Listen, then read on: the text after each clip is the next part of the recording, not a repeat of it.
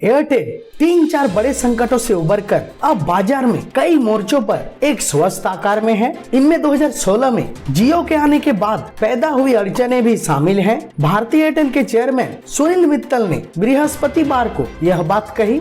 मित्तल ने कहा कि अब भारतीय दूरसंचार बाजार 3 निजी क्षेत्र के ऑपरेटर तक सिमट गया है, जिसमें से एक पर सवालिया निशान लगातार बढ़ रहा है। मित्तल ने यह भी कहा कि अगले 5 से 10 सालों में भारत औद्योगिक, डिजिटल विस्तार तथा आत्मनिर्भरता के जरिए प्रमुख अर्थव्यवस्था के रूप में एक बड़ी ताकत होगी। अमेज़न संभव कार्यक्रम को संबोधित करते हुए मित्तल ने कहा कि एयरटेल ने दिखाया है कि यह ऐसी कंपनी है जो संकट में भी आगे बढ़ सकती है। एयरटेल 3-4 संकटों से मजबूत होकर निकली है। आज एयरटेल एक स्वस्थ आकार में है। मित्तल ने कहा कि इनमें हालिया संकट 2016 में जियो की शुरुआत थी। रिलायंस जियो भारतीय एयरटेल के मजबूत प्रतिद्वंदियों में रहा है। रिलायंस जियो ने 1 साल तक मुफ्त में सेवाएं दी, फिर 1 साल तक काफी कम मूल्य पर सेवाएं दी, सब्सिडी वाले फोन दिए, बाजार बिगड़ने वाली कीमत पेश की, सब तरह की चीजें हुई। इनमें हैरानी नहीं होनी चाहिए कि 12 में से 9 ऑपरेटरों ने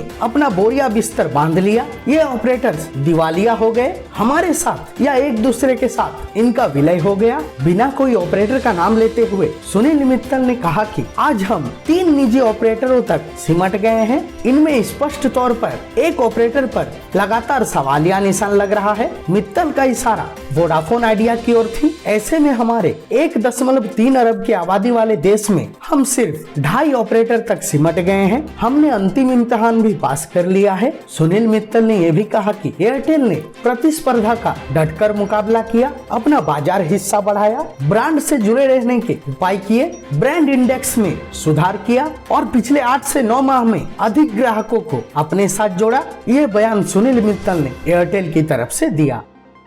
टेलीकॉम न्यूज़ की रिपोर्ट।